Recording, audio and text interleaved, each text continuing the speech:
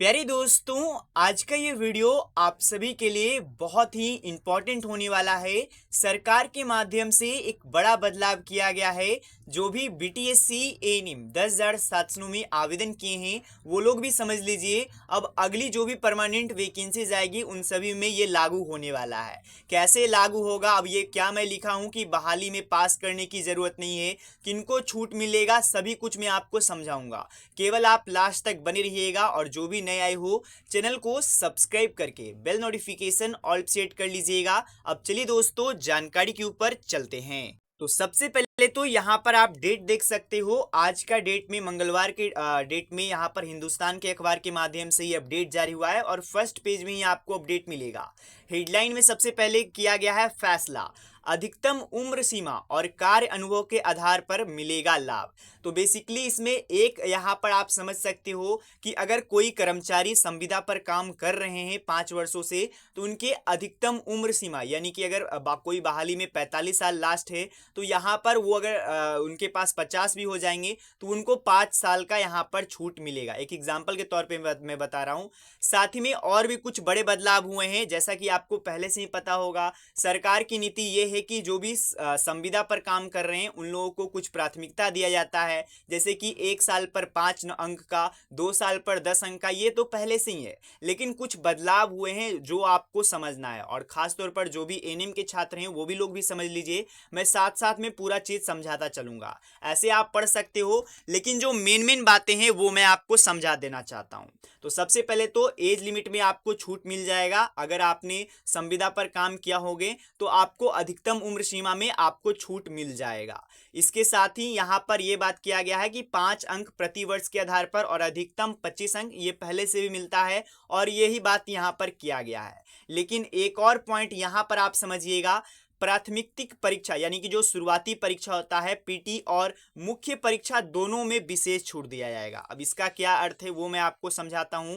देखिए, एने में भी आपने एक देखा होगा कि जो भी संविदा है, चाहे हायर क्वालिफिकेशन है, चाहे वो काम किए हुए एक्सपीरियंस है जिनके पास, उनको लाभ कब दिया गया, जब वो एग्जाम पास किए। मतलब कि एग्जाम पास करने के बाद जो भी निर्धारित था 32 अंक या फिर जो भी अंक, उसके बाद अगर वो पास करते हैं तब उनको वो नंबर ऐड होता है।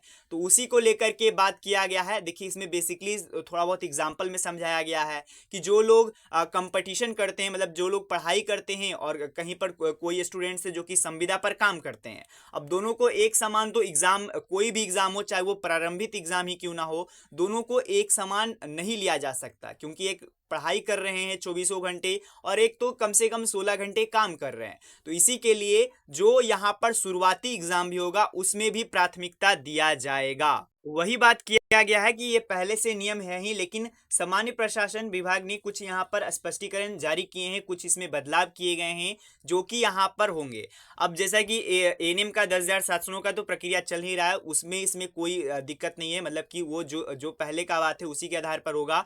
लेकिन जो भी अब नई वैकेंसीज आएंगे दोस्ते, वो सभी में आपको ये बदलाव देखने को मिलेगा। तो बदलाव क्या क्या रह सकता है वो मैं आपको बता देना चाहता हूं, जिसे कि आप लोग पहले से ही समझे रखिएगा। तो सबसे पहले तो एज लिमिट में आपको छूट मिल जाएगा। अगर आप कोई भी, अगर देखिए, बहुत सारे लोग ये नहीं समझते हैं कि संविदा होता क्या है। अब देखिए, संविदा वो होते हैं जिनका एक तरीके से सबसे पहले तो वो उनका पेमेंट है वो यहाँ पर सरकार के माध्यम से आना चाहिए।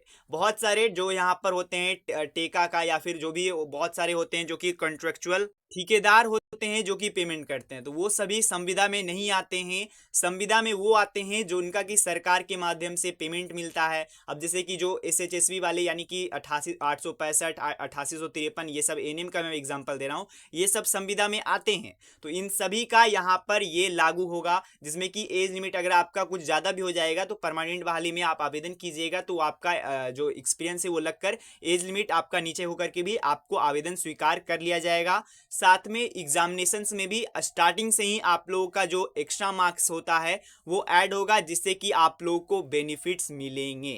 तो यही सब यहाँ पर छूट अब आप लोगों को मिलने वाले हैं दोस्तों।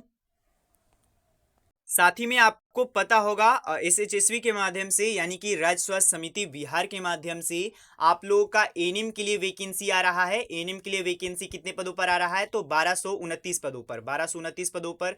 जीएनएम के लिए 2500 पदों पर वैकेंसी आ रहा है। तो इन सभी को तेजगी को देखते हुए आप सभी के लिए दोस्तों मैं यहाँ पर आप लोगों के लिए सेट लेकर के आ चुका हूँ, जिसमें कि आप लोगों को जो सिलेबस है यानी कि जो लेटेस्ट सिलेबस एसएचएसवी का है उसी के आधार पे क्वेश्चंस बनाए गए हैं। और अभी मात्र 99 रुपए में आपको मिल जाएगा 15 सेट यानी कि 15 इंटू आप यहाँ पर 80 कर लीजिए। बहुत सारे क्वेश्चंस मिल जाएंगे, उसके डिस्कशन मिल जाएंगे, बहुत ही आपको यहाँ पर आसानी होगा। देखिए दोस्तों अभी अभी आपका इसका जो यहाँ पर प्राइस है सेट का वो कम है। हो सकता है जैसे ही विज्ञापन आ जाए सितंबर के फर्स्ट या फिर सेकेंड वीक में आपका विज्ञापन आउट हो जाएगा, क्योंकि इस बहाली को दीपावली से पहले ही क्लियर करना है। तो इसका सभी प्रक्रियाएं तेजगी से चलेंगे। तो आप लोग सेट परचेस कर लीजिए। सेट कैसे परचेस करना है? बहुत ही आसान है, केवल आपको व्हाट्सअप करना है। नंबर नोट कर लीजिए, यहाँ पर लिखा हुआ है नंबर 7631398261 7631398261। आपको इस पर व्हाट्सअप करना है और आपको बता देना है कि सर मुझे सीट चाहिए एएनएम जीएनएम जो भी आप सीएचओ जो भी हो, आप जो भी यहाँ पर वैकेंसी की तैयारी कर रहे हो जो कि एसएचएसवी के माध्यम से निकलने वाला है, ड्रेसर हो, तो आप लोग यहाँ पर मैसेज कर दीजिए, हमारी तरफ से तुरंत सीट भेज दिया जाएगा। आपको 2500 से अधिक यहाँ पर बहुविकल्पीय प्रश्न मिल जाएंगे। जी हाँ दोस्तों 2500 से अधिक, तो बहुत ही अच्छे से तैयारी हो जाएगी। अभी मात्र 99 रुपए में मिल रहा है, तो आप लोग परचेस कर लीजिए। बाकी इस वीडियो के माध्यम से यही कुछ जानकारी देना था। धन्यवाद दोस्तों, मिलते हैं कोई इशू में, तब तक के लिए गुड बाय, मिलते हैं।